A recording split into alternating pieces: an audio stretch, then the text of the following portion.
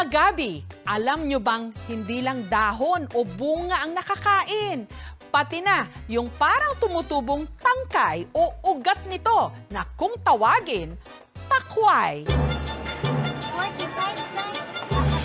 Laging takaw pansin sa tuwing ibinabagsak ang gulay na ito sa palengke ng Iloilo. Kapag itinayo kasi ang isang bugkos nito, halos singtangkad na ng tao.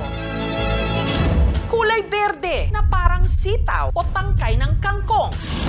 Pero di hamak na mas mahaba. Ano ba ito? Onion leaves ba? Hindi ko talaga alam kung ano to. Mabinta talaga to. Parang ano po, sitaw. Hindi pamilyar sa marami sa atin. Palutpot o kung tawagin sa Ingles, runners ng gabi na madalas libre lang napipitas.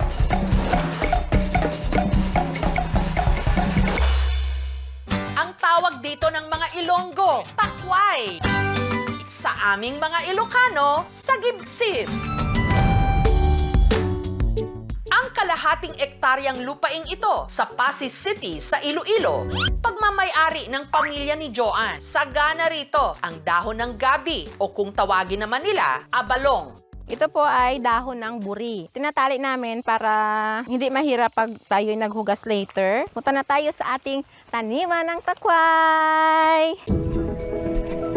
Abalong yung napili namin paramihin dahil nga hindi na namin kailangan bumili pa ng mga seeds. Kukunin mo lang yung mother plant at saka ilipat sa malinis na taniman. Dapat yung medyo mabasa-basa yung area. So kailangan talaga natin i-maintain yung walang damo. Kapag nasa kalahating metro na raw ang haba ng takway, pwede nang i-harvest. Ito yung saktong haba ng takway na harvestin or mas mahaba pa dito. Yung maiikli iwan natin for the next harvest naman.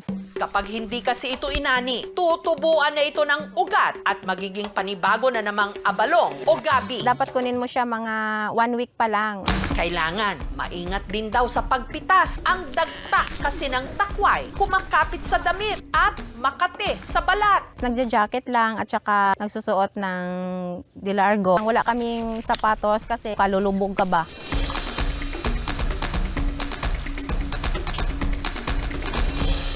Super dami natin na harvest. Kada linggo, nakakaani sina Joanne ng 100 kilos ng takway. Para hindi maputol, pahaba na lang yung pagkalagay. Let's go, go, go! Pagod!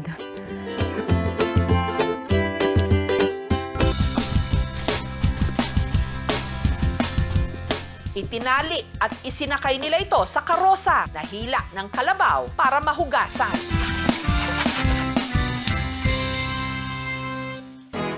Ang mga natuyong takway, tinimbang at saka itinali. Bawat bugkos nito na ibibenta nila ng 60 pesos. Ang iba, binabalatan na nila para hindi na raw maabala pa ang kanilang mga customer. 150 pesos naman kada kilo ang benta. Mahirap siya balatan kasi nga nakadikit talaga yung kanyang balat ba. Dinadala namin sa bayan at ibinebenta doon pang wholesale din. Ang takway, paborito ritong isahog sa ginataang alimango. Pag wala po kaming ulam, is number 1 talaga namin kinukuha is yung takway. Sa isang kawali, pinakuluan muna ni Joanne ang ginayat na labong o bamboo shoot. Sunod na inilagay ang takway kasama ang iba pang mga gulay. Sabay-sabay lang yan lahat. Tsakto na yan. Okay na to. Pagkatapos, inaluan ito ng gata.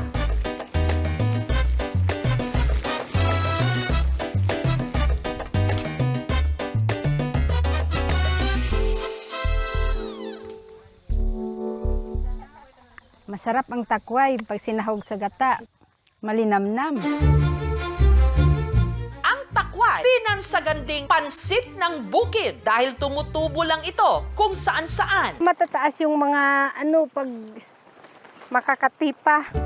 Ang likod bahay nga ni na Jenaline, tinubuan din ang mga abalong. Kaya madalas din ditong kumakaway-kaway ang ready to harvest ng takway. Kusang tumubo lang hindi namin tinatanim. Ang special recipe naman ni Jenaline ang tinawag niyang poor man's adobo. Tinatawag siyang pagkain ng mga mahihirap kasi libre dito sa amin. Kinukuha lang namin sa paligid.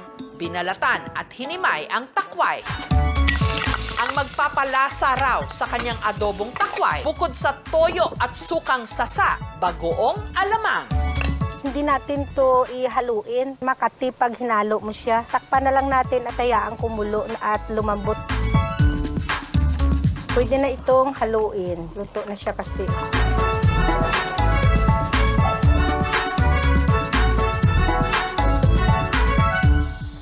Malinamnam. Manamis-namis. Sarap ilagay sa kanin. Para siyang adobong sitaw rin. Agaw yung asim at saka yung tamis alat. Sarap, hindi siya makati. Itinitinda rin ito ni Jenaline. Nilalagay ko po ito sa jar para ma-preserve na at matatagal ng mahigit na 1 linggo. Pag tumatagal, mas sumasarap po. Pag dito po sa amin, 50 pesos lang yung isang jar. Kapag binabiyahe ko po papuntang bayan, 80 pesos na yung isang jar. Nang dahil sa 1 dekada ng pagbebenta ng tinawag niyang poor man's adobo, si Jenaline guminhagin-hawa. Napatapos yung maanak ko. Blessing po iyan.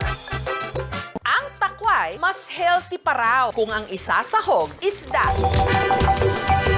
Sa restaurant na ito sa Davao City, check daw na maglalaway ka sa kanilang bestseller, paksiw na takway sa isdang moro-moro o galunggong. Recipe ito ng ama ni Janice na si Pedro. Sa bukid kasi wala masyadong kabibiling ulam, kaya pag may takway kami, yun ang niluluto ng papa ko. Kailangan mo siya talagang tagalin yung balat para malinis. Inuuna yung takway sa paglagay para maluto siya ng maayos. Ang sikreto raw para hindi maging makati ang takway kapag kinain, huwag ito masyadong haluin habang iniluluto. First time ko nakatikim, masarap para talaga ang takway. Mayaman po sa fiber, nakakatulong makapagpababa ng atin pong high blood pressure, blood sugar levels. Nakakatulong din po ito na ma-improve yung ating digestion and yung ating immune system. Salamat sa masustansyang palutpot ng gabi o takway dahil marami tayong mga kababayan sa kanayunan na naisasalba nito sa gutom. Thank you for watching, mga kapuso. Kung nagustuhan niyo po ang videong ito, subscribe na sa GMA Public Affairs YouTube channel. And don't forget to hit the bell button for our latest updates.